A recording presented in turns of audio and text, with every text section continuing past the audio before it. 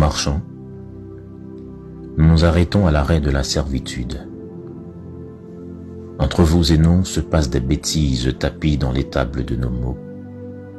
Dans les rues, nous suivons l'errance des fantômes, côtoyons des la palissade, des rues indignes de nos chaussures neuves. Nous ne sommes dans aucune file d'attente, nous prenons retraite dans la répétition de nos malheurs.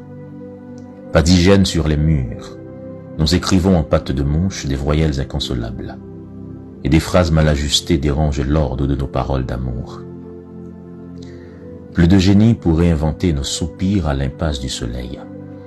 Nous cumulons nos cauchemars, nous marchons contre nos jambes sur des assiettes en carton, nous perdons nos orteils dans le vomi de la mer, nous nous retrouvons sur le sable, avec les pieds remplis de désespoir.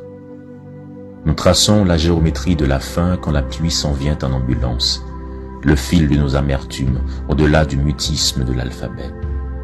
Nous voyons des vautours en soirée glamour, en costume de sangsues qui pissent sur nos rêves de gamins.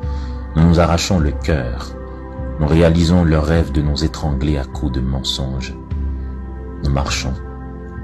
Mais la route s'écarte de la chaussée. Comment reconstruire nos jardins quand les champs ne sont ensemencés que de bitume armé? Comment réécrire notre mal de naissance quand il ne reste plus d'abri pour héberger l'encre? Nous marchons dans le sang de nos frères siamois pour renouer avec notre essence. Nous sommes de ce pays où les arbres mangent leurs racines. Nous fumons nos salives blanchâtres, un cendrier sous la langue. Nos poumons remplis d'eau sauvage ne récoltent plus des paniers de fleurs. Nous portons sur le nombril la fantasmagorie du trajet colonial. La liberté existe-t-il après la mort? Nous sommes des peuples autochtones, le sang séché sur le tapis des nuits rapaces, le silence a pris le voile.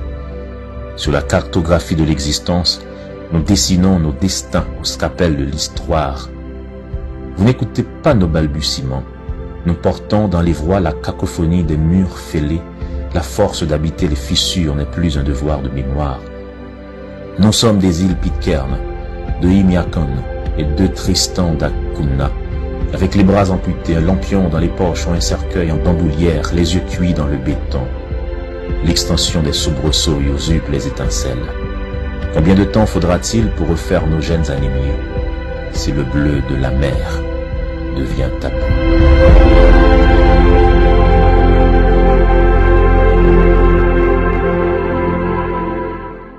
John Wesley Delva, poète insurgé contre la mer.